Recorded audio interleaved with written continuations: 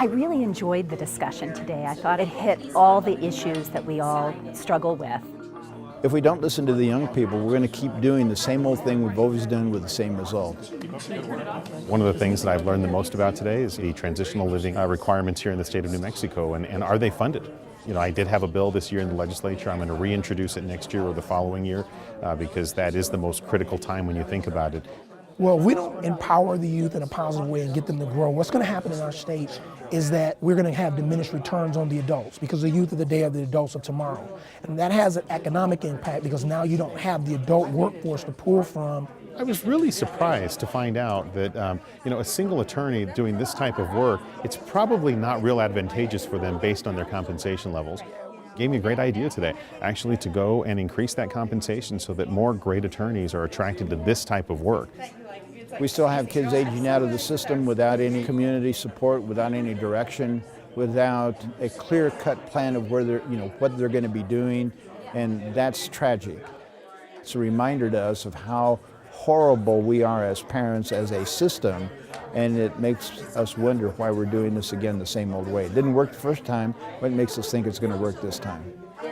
One of the great things that we have going for us in the system is that that whole group of people is really on the same page about what needs to change and how we need to change it. And it's just a matter of making the change. And now a follow-up to our Public Square episode from November 2011 on hunger in New Mexico. One of the participants, Jenny Ramo of New Mexico Appleseed, talks about a statewide program that is ensuring at-risk kids get healthy breakfasts at school. Breakfast after the bell is a first in the country law that requires any elementary school with 85% or more free and reduced price kids to serve breakfast in the first few minutes of class. And millions of educational dollars are wasted if you have children showing up to the door of school who are not ready to learn. And part of being ready to learn is that you have a full stomach and are able to focus on your day and not worry about being hungry. I asked you yesterday. It's well documented that malnutrition impacts the brain, impacts the ability to grow properly.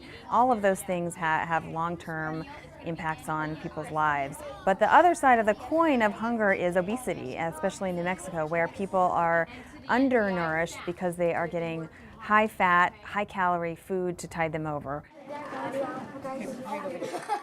I think it is crazy not to do this. We took $2 million in state money and turned it into about $16 to $20 million in federal money in terms of the reimbursement. So financially it makes sense. Graduation outcome, it makes sense. From every level, academic, physical, financial, it makes sense.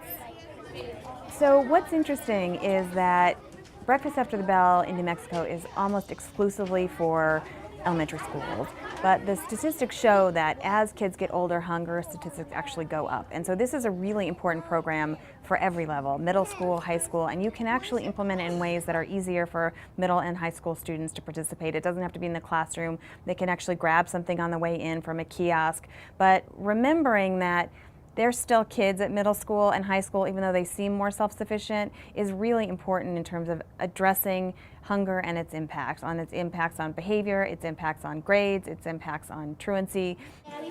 So I would really encourage communities thinking about breakfast after the bell, not just to focus on elementary school, but to look at all of the high poverty schools, middle school and high school, and figure out how to get those kids breakfast and make sure that their day starts right. There's still work to do. Join us for Public Square on the last Thursday of every month. And visit our website by going to newmexicopbs.org and looking for Public Square under local productions. Here you can give us feedback or suggest topics. Also, look for us on Facebook and Twitter. Thank you for watching.